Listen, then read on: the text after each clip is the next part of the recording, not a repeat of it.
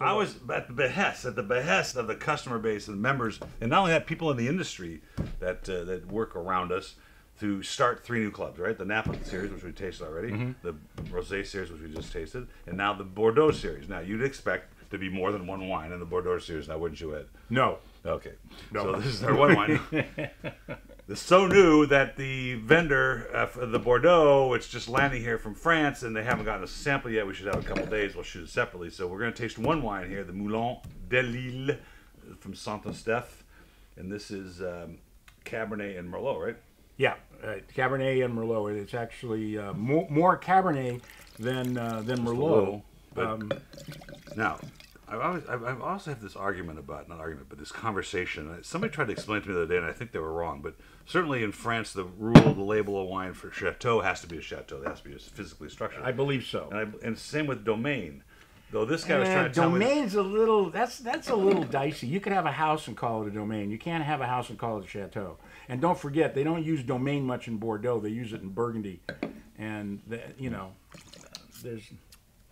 I mean, Domaine Laurent, well, it's not Domaine Laurent. It's actually Dominique Laurent, and he says D-O-M, and people think it's domain, but he doesn't own a domain. Okay, that's funny. This is classic. Absolutely freaking classic Saint-Estèphe. Oh, no question about it. It's just Bordeaux all over. Well, it's also Saint-Estèphe. I mean, the Bordelais like to talk about their area, which is the most famous area in the world of wine, without question, as the soil changes with every step. Wow.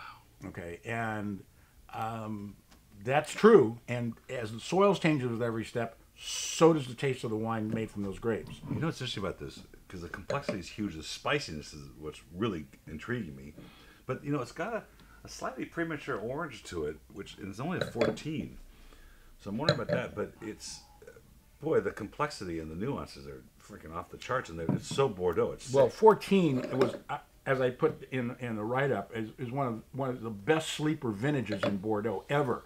Because it's sandwiched between 2013, which was one of the worst vintages ever, and 2015, which was one of the best vintages ever.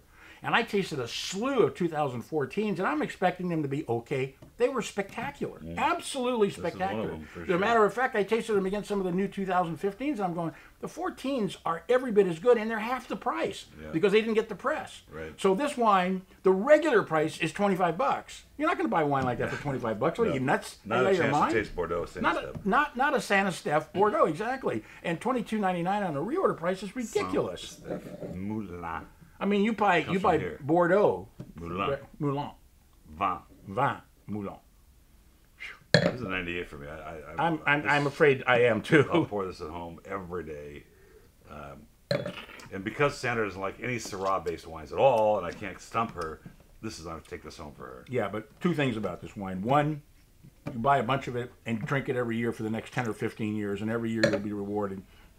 2, just open the bottle and come back to it in a couple of hours, and it'll be a totally different wine. I can see this. I mean, this wine's got it all. Oh, it's got it all. It has everything you want, and it's nothing but superb Well, stuff. there's 1/3 of the Bordeaux Club. And cheers. See you next time. Yeah, and with 1/3 of Paul the next time as well. Yeah. Yeah.